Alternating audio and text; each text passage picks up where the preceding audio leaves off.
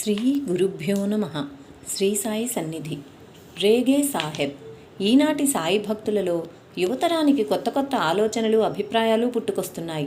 వేషభాషలలో, కాలగతిలో మార్పులొచ్చినట్లే ఆధ్యాత్మికతలో కూడా మార్పు వస్తుందని వీరు తలుస్తారు. సంప్రదాయ పద్ధతిన సంధ్యావందనము, గాయత్రి మంత్రజపము మొదలైన వాటి వలన ఎట్టి ఉపయోగమూ లేదేమోనని కొందరి అభిప్రాయం. అటువంటి సాధనా పద్ధతులు వైజ్ఞానికమైన మనోవికాసం లేని వెనుకటి కాలానికి మాత్రమే తగినవేమోనని, నేటి మనకు నిరుపయోగమని అనుకుంటారు. అటువంటి వారికి సాయి భక్తులలో ఒకడైన ఎంబి రేగే అనుభవం గర్వింపు కలిగిస్తుంది. ఇండోర్ హైకోర్టులో జడ్జిగా పనిచేసి రిటైర్ అయిన ఎంబి రేగే బాబా ప్రీతికి పాత్రుడైన భక్తుడు. ఇతడు చిన్నప్పటి నుండి తీవ్రమైన ఆధ్యాత్మిక చింతన కలవాడు.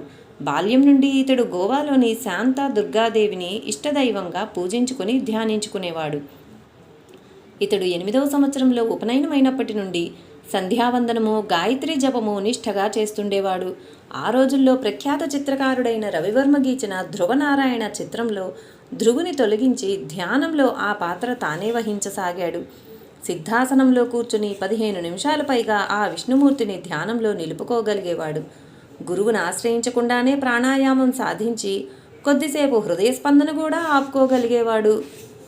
1910వ సంవత్సరంలో, అనగా తన 21వ సంవత్సరంలో ఒకే రాత్రి అతనికి 3 స్వప్న దర్శనాలు అయ్యాయి. రెండవ దానిలో శ్రీమన్నారాయణుడు అతనికి సాయిని చూపి ఆయననే ఆశ్రయించమని చెప్పాడు. మూడవ దానిలో అతడు షిరిడీ దర్శించాడు. అటు తర్వాత కొంతకాలానికి అతడు షిరిడీ దర్శించాడు. ఆ వివరం అతడిలా చెప్పాడు: నేను మొదట బాబాను మసీదులో దర్శించడానికి వెళ్ళినప్పుడు ఆయన చెంతన ఇతరులెందరో ఉన్నారు. నేను వెళ్ళి సాష్టాంగపడి వారి పాదాలపై నా తల ఉంచాను. ఆయన, ఏమిటి, మానవుణ్ణి పూజిస్తావా అన్నారు. వెంటనే నేను కొంచెం వెనక్కు వెళ్ళి దూరంగా కూర్చున్నాను. ఆ ఎత్తిపొడుపు మాట నా హృదయానికి ఎంతో తీవ్రంగా తగిలింది. నిజమే, నేను కొన్ని గ్రంథాలు చదివి నేర్చిన భావాల వలన మానవులను పూజించడం తగదని తలచేవాణ్ణి. కనుక నేను వారిని దర్శించినందుకు సాయిబాబా నాకు దెబ్బ కొట్టారని తలచాను. ఇప్పుడు నేను ఆ 2 భావాల మధ్య పడ్డాను. మానవాకృతిని పూజించకూడదన్న నా భావం బలైపోయింది. కానీ మరొక వంక నాకు కలిగిన దర్శనాల దృష్ట్యా నేను ఆశించినట్లు ఆయన నన్ను శిష్యుడిగా అంగీకరించలేదు. నేను ఖిన్నుడనై అలాగే కొన్ని గంటలు కూర్చుండిపోయాను. అటు తర్వాత మసీదు నేలపై కూర్చున్న బాబానొక్కరినే విడిచి అందరూ వెళ్ళిపోయారు. అప్పుడు బాబా నన్ను కూడా వెళ్ళి రాధాకృష్ణ అయ్యి ఇంట బస చేయమని చెప్పారు. నేను అలానే చేశాను. అది మధ్యాహ్న సమయం. ఆ సమయంలో బాబా వద్దకెవరూ వెళ్ళకూడదని, అలా వారి ఏకాంతానికి అంతరాయం కలిగిస్తే శిక్షగా కీడు జరుగుతుందని అందరూ అనుకునేవారు. కానీ అప్పటి నా మానసిక స్థితిలో ఎట్టి ప్రమాదం గురించిన ఆలోచన నన్ను ఆపలేకపోయింది. నేను షిరిడీ వెళ్ళేటప్పుడు పెట్టుకున్న ఒక్క ఆశ తునాతునకలైపోయింది. ఇక భయపడేందుకు ఏమున్నది? వారు నన్ను కొట్టి నా తల పగలగొట్టవచ్చుగా, కొడితే కొట్టని అనుకుంటూ ఆయన్ను సమీపించాను. నేనింకా కొన్ని గజాల దూరంలో ఉండగానే ఆయన ఆదరంగా తమ దగ్గరకు రమ్మని సైగ చేశారు. నేను ధైర్యం తెచ్చుకుని వెళ్ళి ఆయన పాదాలపై తల వంచాను. ఆయన వెంటనే నన్ను కౌగిలించుకుని తమకు దగ్గరగా కూర్చోమని చెప్పి, నీవు నా బిడ్డవు, ఇతరులున్నప్పుడు మేము బిడ్డలను దూరంగా ఉంచుతాము అన్నారు. ఉదయం ఆయన నన్ను ఎందుకు నిరాకరించినట్లు కనిపించారో అర్థమయ్యాక నా పట్ల వారికున్న గాఢమైన ప్రేమను తెలుసుకున్న నా హృదయం కరిగిపోయింది. చివరకు వారే నా రక్షకుడు, గురువు, దిక్కు అని గుర్తించాను. రాధాకృష్ణ ఆయి రేగేను కన్నబిడ్డవలే చూచుకునేది. అతడు షిరిడీలో ఉన్నంత కాలం ఆయికి నిత్యము బాబా 2 రొట్టెలు పంపేవారు. ఆమె సాంగత్యం వలన ఇతడు కూడా షిరిడీలో తన కాలమంతటిని సాయి సేవలోనూ నామజపంలోనూ గడిపేవాడు. ఆమె వల్లనే అతడు కూడా భగవంతుడు ప్రసాదించిన తన మధురమైన కంఠాన్ని భగవంతుని కీర్తనలు పాడుకొనడానికే వినియోగించుకునేవాడు. అతడు తన స్మృతులను ఇంకా ఇలా చెప్పాడు: నేనొకసారి షిరిడీ వెళ్ళి ఎప్పటిలాగే రాధాకృష్ణ అయ్యి ఇంట ఉన్నాను. మధ్యాహ్న సమయంలో మసీదులో తామొక్కరే ఉన్నప్పుడు బాబా నన్ను తీసుకురమ్మని మనిషిని పంపారు. తర్వాత ఆ వ్యక్తిని అక్కడి నుండి పంపివేసి నన్నెంతగానో ఆదరించారు. నన్ను దగ్గరగా కూర్చోబెట్టుకుని కౌగిలించుకుని, నా ధనాగారం తాళం చెవి నీ చేతిలో ఉంచుతున్నాను. నెలకు 5 రూపాయలు కానీ, 100 రూపాయలు కానీ, లేక ఇంకేదైనా కానీ, నీకేది కావాలంటే అది అడుగు, ఇచ్చేస్తాను అన్నారు. వెంటనే అది నాకు ఒక పరీక్ష అని తోచి నేనేమీ అడగదలచలేదు. నాకేది అవసరమో మంచిదో బాబాకే తెలుసు. అది ఆయనే నిర్ణయించి ఇవ్వడమో ఇవ్వకపోవడమో చెయ్యాలి. నేను అడగవలసిన పని లేదు.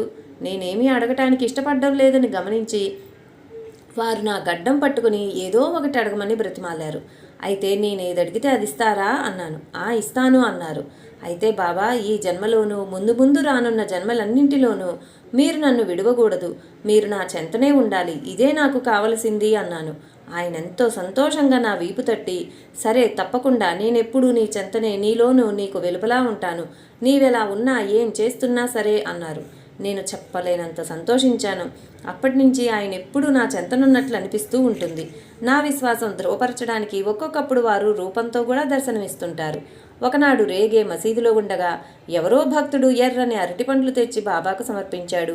అవంటే రేగేకెంతో ఇష్టం. వాటిలో కొన్ని బాబా తనకిస్తారని అతడు ఆశించాడు.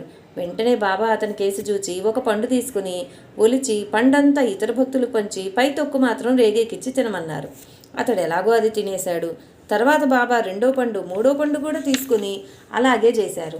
చివరకు నాలుగో పండు చేతిలోకి తీసుకుని అతని కేసి చూసి, నేను నీకేమీ ఇవ్వలేదా అని ఆ పండు ఒలిచి కొంచెం తాము కొరుక్కుని అదెంతో బాగుందన్నారు.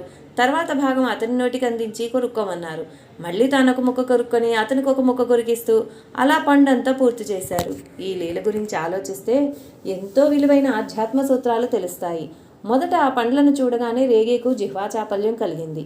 అది పండు రూపం చూడడం వలన, తాను ఇదివరకు ఆ పండు తినిన అనుభవం గుర్తు రావడం వలన కలిగిన జిహ్వాచాపల్యం వలన బాబా ప్రసాదం అన్న భావమే అతనికి స్పరించకుండా పోయింది.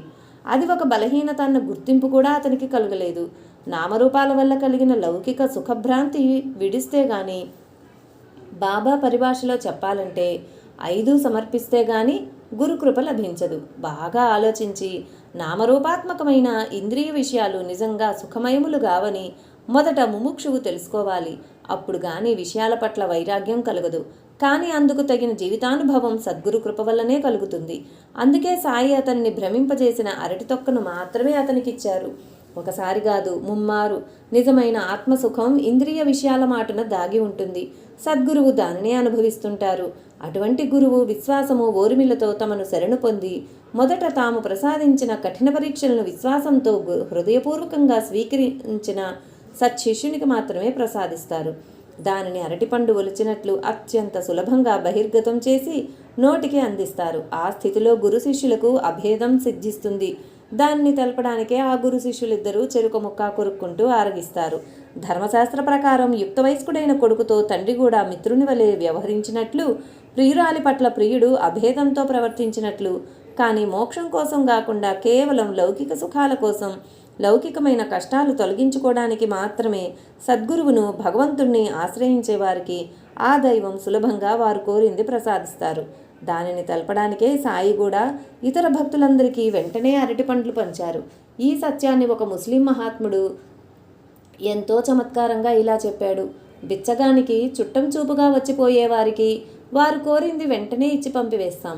ఆప్తులైన మిత్రులకు మాత్రం సాధ్యమైనంత జాప్యం చేస్తూ వారిని వీలైనంత ఎక్కువసేపు మన చెంత ఉంచుకో చూస్తాము. అంతకంటే కూడా మనను ప్రేమ విశ్వాసాలతో ఆశ్రయించుకున్న బిడ్డలకు చిరకాలం విద్య క్రమశిక్షణ ఇచ్చి చివరికి ఎప్పుడో మన ఆస్తిపాస్తులు యావత్తూ వారికి ఇచ్చివేస్తాం. అలానే భగవంతుడు మరియు సద్గురువు కూడా కేవలం లౌకికమైన భక్తులను సాధ్యమైనంత త్వరగా వదిలించుకోవడానికి వారు కోరిన లౌకిక సుఖాలు వెంటనే ప్రసాదిస్తారు. కేవలం జ్ఞానం కోరిన ఆత్మీయుల నుండి లౌకికమైన సంపదలన్నీ తీసివేసుకుని కేవలం తమపై ఆధారపడి తమ సేవలోనే జీవించేలా చేసి చివరికి ఎప్పుడో వాళ్లను సంపూర్ణంగా అనుగ్రహిస్తారు. లోకంలో చూచేవారందరికీ అట్టి సద్భక్తుణ్ణి సద్గురువు కటాక్షింపకపోగా ఎన్నో కష్టాలు పెట్టినట్లు కూడా తోస్తుంది. ఆ సమయంలో ఆ భక్తుడు కూడా అలానే తలచవచ్చు. కానీ అసలు విషయం సద్గురువుకు తెలుసు. ఓరిమితో తనను నమ్మి సేవించిన వారికి ఉత్తమోత్తమైన శాశ్వత శ్రేయస్సు చేకూరుస్తామన్న వాగ్దానమెన్నటికీ వమ్ము చెయ్యరు. ఈ విషయంపై సద్భక్తునికి పూర్ణమైన విశ్వాసం ఉండాలి. అట్టివాడే సద్భక్తుడు. తాత్కాలికంగా అతనికి కూడా సద్గురువు ఇతరులను అనుగ్రహించినంత మాత్రం కూడా తనను అనుగ్రహించడం లేదని ఆ సమయంలో తోస్తుందని తెలపడానికే బాబా నేను నీకేమీ ఇవ్వలేదా అని ప్రశ్నించారు. మిగిలిన భక్తులందరికీ లభించినవి మేలైన అరటి పండ్లు మాత్రమే. వాటిని ప్రసాదించింది సద్గురువే కావచ్చుగాక, కానీ భక్తి విశ్వాసాలతో అచంచలమైన ప్రేమతో ఆయనేమి ప్రసాదించినా సంతోషంగా తీసుకున్న రేగేకు మాత్రం సాయి ప్రసాదం లభించింది. అంతేకాదు ఆ సద్గురువు ఉచ్ఛిష్టం ఆయన తినగా మిగిలింది లభించింది. బాబా తాముగా తమ ఉచ్ఛిష్టం భక్తునికి ప్రసాదించిన సందర్భం ఇంకొకటి లేదు. ఆ ప్రసాదం ఎంత పవిత్రమైనది! ఆ సద్భక్తుడు కొరికి తినిన తర్వాత కూడా ఆయన తిరిగి ప్రీతితో తినదగినది. తల్లి ఎంగిలి బిడ్డకు మధురం, బిడ్డ ఎంగిలి తల్లికి ప్రీతి. తన రక్తమాంసాల రూపమే తన బిడ్డ అన్న భావమే ఆ ప్రీతికి అర్థం. అట్టి ప్రేమే సాయి నుండి రేగే పొందాడు. అందుకే తర్వాత ఒక గురు పూర్ణిమ నాడు భక్తులందరూ బాబాకు పూలమాలలు వేస్తుంటే తానేమీ తేనందుకు రేగే నొచ్చుకుంటుంటే బాబా ఆ మాలలన్నీ చూపుతూ ఇవన్నీ నీవే అన్నారు. అంటే అందరూ వేసిన మాలలు కలిసి అతని హృదయంలో ఆయన పట్ల గల మాయని ప్రేమ అనే మాలకు సరితూగుతాయని వారి భావం. సాయి తమ గురువుకు బాహ్యమైన పూలమాలలు ఎన్ని మార్లు వేశారు గనక 1916 సంవత్సరంలో రేగే ఎవరూ చూడకుండా వారి ఆసనం క్రిందకు నెట్టి విడిచిన మస్లిన్ గుడ్డను బయటకు తీయించి ఇది నాది, ఇది తిరిగివ్వను అంటూ బాబా దాన్ని తమ భుజాలపై కప్పుకుంటూ రేగే కేసి చూసి ఇది నేను కప్పుకుంటే బాగుంది కదూ అన్నారు. రేగే వంటి భక్తుని ప్రేమ అతని హృదయంలో నిష్ఠ, అచంచలమైన భక్తి ఓరిమిల రూపంలో గుప్తంగా ఉంటుంది. సాయి కూర్చున్న ఆసనం క్రింద మస్లిన్ గుడ్డ ఉన్నట్లు భర్త పట్ల గల ప్రేమను పతివ్రత ఎన్నడూ లోకానికి ప్రకటించుకోదు. అలా ప్రకటించేది వేశ్య మాత్రమే. అంతటి ప్రియుడు తన పట్ల సంప్రీతుడయ్యాడని లోకానికి గర్వంగా చాటుకుంటుంది. వేశ్యకు లోకం యొక్క మెప్పు ముఖ్యం గాని ప్రియునిపై తనకున్న ప్రేమ కాదు. కానీ గుప్తమైన పతివ్రత యొక్క ప్రేమయే నిజమైన ఆభరణం. ఇట్టి ప్రేమకు ఫలితమేమిటి? అతని నిష్ఠ సబూరీలకు ఫలితం ఆయన తమ సర్వస్వము అతని ముందుంచడమే. బాబా నుండి ప్రేమపూర్వకమైన ఆలింగనం పొందే మహాభాగ్యం కూడా ఇతనికొక్కడికే దక్కిందని చెప్పవచ్చు. అట్టి పరిస్థితే మనకు కలిగితే మనం బాబాని ఏమి కోరేవాళ్ళమో ఆలోచించుకున్నాక ఇటుపై చదవండి. అతడు ఏమీ కోరలేదు. తనకేది శ్రేయస్కరమో తనకంటే ఆయనకే బాగా తెలుసునని అతడి విశ్వాసం. కానీ బాబా అతడికి ఏమైనా ప్రసాదించాలని తమకు ఆతృతగా ఉన్నదని చెప్పి ఏదైనా కోరుకోమని చెప్పి అతని గడ్డం పట్టుకుని బ్రతిమాలారు. నిష్కల్మషమైన ప్రేమే సరైన మార్గం చూపుతుంది. అతడు ఈ జన్మలో కానీ లేక ఇంకా జన్మలుంటే వాటన్నింటిలోనూ మీరు నా నుండి దూరం అవ్వకూడదు, మీరెల్లప్పుడూ నాతోనే ఉండాలి అన్నాడు. నేనైతే నన్ను మీ అంతటి గురువును చెయ్యండి అని కోరేవాణ్ణి. అందుకు ఇంకెంతో నిష్ఠా సబూరి ఉండాలి అని బాబా చెప్పడంతో అంతటి అవకాశం చేజారిపోయేదే. కానీ రేగే కోరిన దానికి సాయి ఎంతగానో సంతోషించి భుజం తట్టి సరే నీవెక్కడున్నా నీలోనూ నీ చుట్టూను ఎప్పుడూ నేనే ఉంటాను అన్నారు. అదే ఆయన అతడికి ప్రసాదించిన శాశ్వతమైన ఆలింగనం. బాబా సమాధి చెందాక కూడా అతడి కట్టి అనుభవం స్థిరంగా నిలిచిపోవడమే విశేషం. సాయికి వారి గురువిచ్చిన ఆశీర్వచనం కూడా ఇదే. అది గుర్తుంచుకోవడమే. సాయి తమను అంతగా ఆశ్రయించుకున్న రేగే హృదయాన్ని సర్వబంధాల నుండి రక్షించుకుంటూ వచ్చారు. 1914 సంవత్సరంలో రేగే దంపతులు ఆయన దర్శనానికి షిరిడీ వెళ్ళారు. బాబా అతన్ని చూడగానే నా ప్రసాదం ఒకటి మీ వద్దకొచ్చింది అన్నారు. ఆయన చెప్పింది తనకు కలగనున్న బిడ్డ గురించేనని రేగేకు అర్థమైంది. అప్పుడు అతని భార్య గర్భవతి. తర్వాత కొంతకాలానికి అతని భార్య ప్రసవించాక బిడ్డను బాబా దర్శనానికి తీసుకువెళ్లారు. సాయి ఆ బిడ్డను ముద్దాడి రేగేను ఈ బిడ్డ నీవాడా లేక నావాడా అని అడిగారు. మీవాడే అన్నాడు రేగే. అయితే నావాడుగా వీడిని మీకు అప్పగిస్తున్నాను, అలానే చూసుకో అన్నారు బాబా. వారి భావమేమో ఎవరికీ అర్థం కాలేదు. 1.5 సంవత్సరాల తర్వాత ఆ బిడ్డకు న్యూమోనియా వచ్చింది. అతనికి చికిత్స చేసిన వైద్యులు ప్రమాదం తప్పి రోగి కోలుకుంటున్నాడని తలుస్తున్న సమయంలో అకస్మాత్తుగా ఆ బిడ్డకు ప్రమాదించసాగింది. రేగే వెంటనే అతన్ని పూజగదిలోకి తీసుకువెళ్ళి బాబా పట్టం ముందు కూర్చొని బాబా ఈ బిడ్డ మీవాడు కనుక ఈ బిడ్డను తీసుకుని మీలో అతడికి ఆత్మశాంతిని ప్రసాదించండి. స్థూలంగా ఇతడు జన్మించడానికి నిమిత్తమాత్రుడనైనందుకు అతడి కర్మను నేను తీసుకుంటాను అని ప్రార్థించాడు. తర్వాత రేగే ఆ బిడ్డ తలపై తన చేయి పెట్టగానే ఆ బిడ్డ ఎంతో ఆనందంగా చిరునవ్వులొలికించాడు.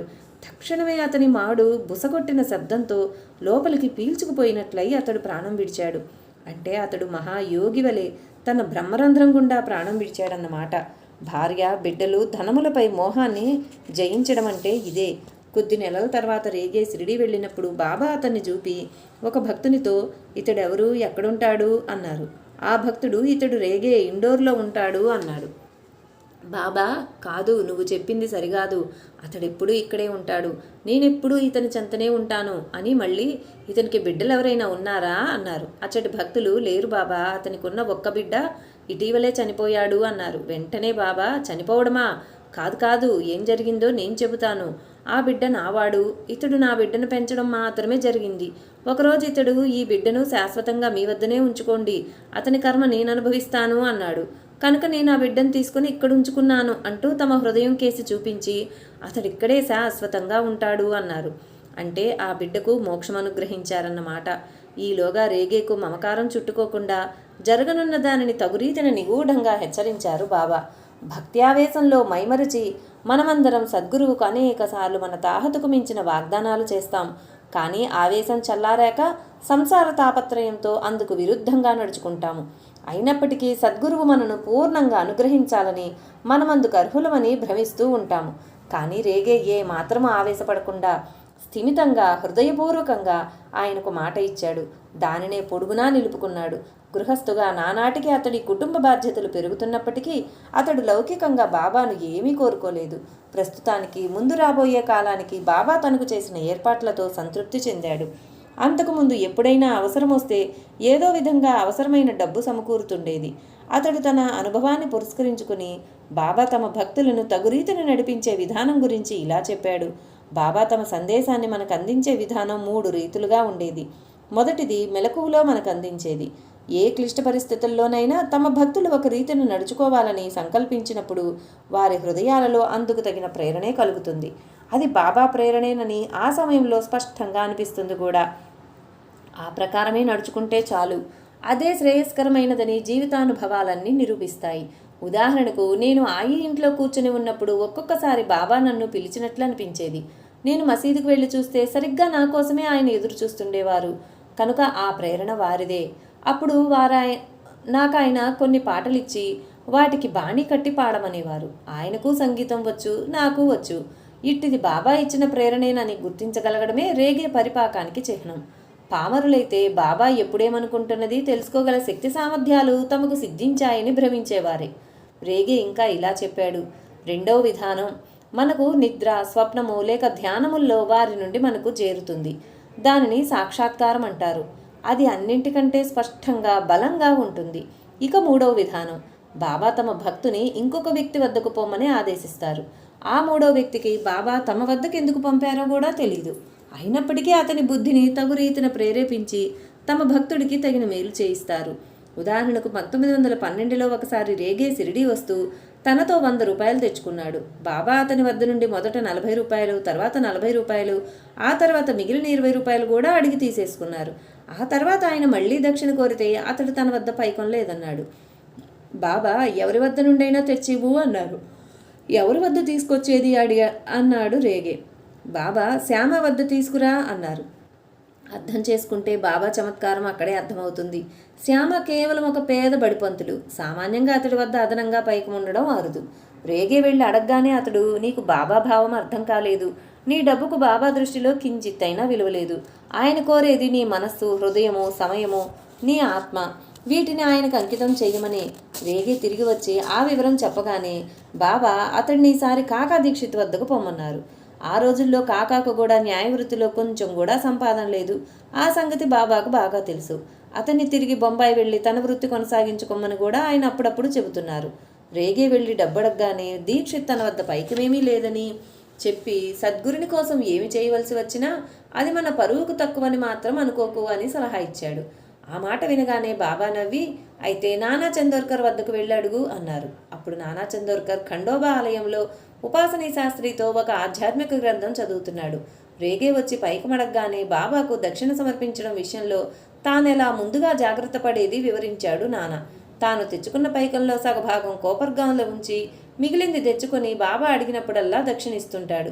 మరలా అవసరం వచ్చినప్పుడు మిగిలిన పైకం కోపర్గాం నుండి తెప్పించుకొని బాబా కోరినప్పుడు దక్షిణ సమర్పిస్తుంటాడు. ఇదంతా వివరించి చివరకు నీవు కూడా ఇలానే చేస్తుండాలి అన్నాడు నాన్న. అతడు ఇంటి నుండి తెచ్చుకున్న డబ్బులో సగమే షిరిడీకి తీసుకురావడంలో ఒక యుక్తి దాగి ఉంది. అతడి వద్ద అంతే పైకమున్నదని, అంతవరకే బాబా దక్షిణ కోరవచ్చని అతడి భావం. అవసరం వచ్చినప్పుడు ఇతరులను అడగవలసి రావడం ఆత్మగౌరవానికి భంగమని కూడా అతని భావం.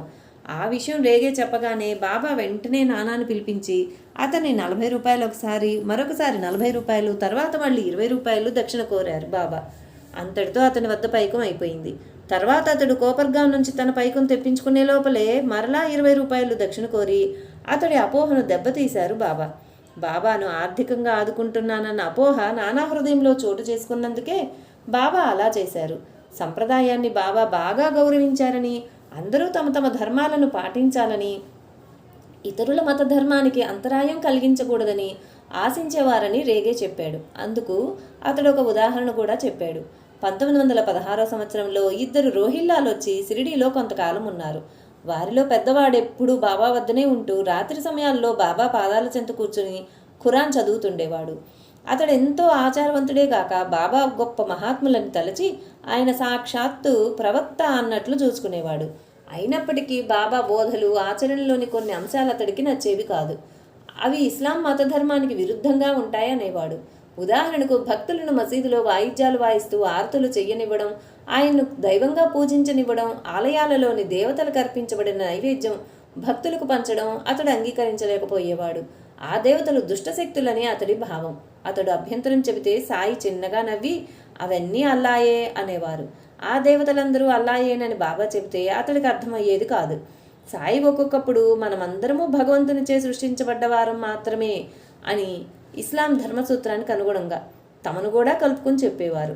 కానీ మరొకప్పుడు దైవము నేను వేరుగాదు అనేవారు. ఇది అతడి దృష్టిలో మత విరుద్ధంగా దోచి ఒకరోజు అతడు ఖురాన్లో ప్రమాణం చూపించమని బాబాను కోరితే ఆయన నవ్వేశారు. అది రోహిల్లాకెంతో అభ్యంతరం అనిపించింది. అతడికి తెలిసిందల్లా మతధర్మంలో తద్విరుద్ధమైన అంశాలు జొప్పించిన వారికి మరణశిక్ష విధించాలని మాత్రమే. ఈ కారణంగా బాబా ప్రవక్త అయినప్పటికీ ఆయన్ను చంపడమే తన ధర్మమని నిర్ణయించుకొని ఒకరోజు బాబా వెనుగ్గా వెళ్ళి ఒక లావాటి కర్రతో ఆయన్ను కొట్టబోయాడు. ఆయన అకస్మాత్తుగా వెనుకకు తిరిగి అతడికేసి తీవ్రంగా జూచి అతడి మణికట్టు తాకారు. అతడు భయంతో కృంగిపోయి నేలపై కుప్పకూలి లేవలేకపోయాడు. ఆ దుడ్డు కర్రెత్తడానికి గాని లేక తాను లేవడానికి గాని శక్తి లేకపోయింది. బాబా అతనిని అలా విడిచి వెళ్ళిపోయారు. ఎవరో వచ్చి అతన్ని లేవదీయవలసి వచ్చింది. తర్వాత ఇతడు బాబా వద్ద సెలవు తీసుకుని శాశ్వతంగా షిరిడీ విడిచి వెళ్ళిపోయాడు. 2వ రోహిల్లా మాత్రం వారిపై అట్టి అసహనం వహించక బాబాకు వినయ విధేయతలతో సేవ చేస్తూ ఆ సంస్థానంలో ఉండిపోయాడు. అట్టి అసహనం ముస్లిం భక్తులకు మాత్రమే పరిమితం కాదు, కొందరు హిందూ భక్తుల్లో కూడా ఉండేది. కానీ బాబా మాత్రం ప్రతిసారి దానిని విధిగా అణచివేశారు. అప్పుడప్పుడు సాయిబాబా నిగూఢమైన పరిభాషలో మాట్లాడేవారు. నీతి కథలు ధారాళంగా ఉపయోగించేవారు. అయితే వాటిని శ్రోతలు అనేక రీతులు అర్థం చేసుకునేవారు. ఒకసారి ఆయన నాతో నిగూఢమైన పరిభాషలో మాట్లాడి తమ భావం నాకు అర్థమైందా అని అడిగారు. కాలేదన్నాను. అప్పుడు అక్కడ ఇతరులు కూడా ఉన్నారు. వాళ్ళంతా వెళ్ళాక నేను ఆయనతో నాకు నిగూఢమైన మాటలు అర్థం కావని, నాకేమన్నా అర్థమవ్వాలంటే స్పష్టంగా చెప్పాలని అన్నాను. అటు తర్వాత ఆయన నాకు ఎన్నడూ పొడుపు కథలు చెప్పక స్పష్టంగానే మాట్లాడేవారు. రేగేకు సాయి అనుగ్రహం ఇంతగా వర్షించడానికి కారణం ఈ జన్మకు సంబంధించింది కాదు. అతడు రత్నగిరి జిల్లాలోని నాహీబాద్ గ్రామంలో జూలై 5, 1888 యోగిని ఏకాదశి నాడు జన్మించాడు. నాటికి 6వ రోజున ఆ బిడ్డ పడక పక్కనే హఠాత్తుగా ఒక ఫకీరు ప్రత్యక్షమై ఆ పిల్లవాడిని ఎత్తుకుని అతని తలపై తమ చేతితో నిమిరి తిరిగి పడుకోబెట్టారు. ఆయన ఎవరోనని ఆ ఇంటిలోని వారు విచారించేలోగానే ఆ ఫకీరు అదృశ్యులయ్యారు. అది చూచి అలా తమకు దర్శనమిచ్చింది దయ్యమో భూతమోనని ఆ కుటుంబంలోని వారంతా భయపడ్డారు. తర్వాత రేగే 1910లో షిరిడీ వెళ్ళినప్పుడు బాబా అతన్ని ఆశీర్వదించి తమ ఫోటో ఒకటి ప్రసాదించారు. అతడు ఇంటికి తిరిగి వచ్చాక ఆ ఫోటో తన తల్లికి చూపించాడు. అది చూడగానే ఆమె ఆశ్చర్యపడి అతడు జన్మించిన 6వ రోజున తమకు దర్శనమిచ్చిన ఫకీరు వారేనని గుర్తించి ఆ సంగతి అతనికి చెప్పింది. శ్రీ సాయినాథ్ మహారాజుకి జై. లైక్ చేయండి, షేర్ చేయండి, సబ్స్క్రైబ్ చేయండి. కొత్తగా సబ్స్క్రైబ్ చేసుకున్న వారు పక్కనే ఉన్న బెల్ ఐకాన్ ప్రెస్ చేసి ఆల్ అని ప్రెస్ చేస్తే నా నోటిఫికేషన్స్ వెంటనే మీకు అందుతాయి. Thank you.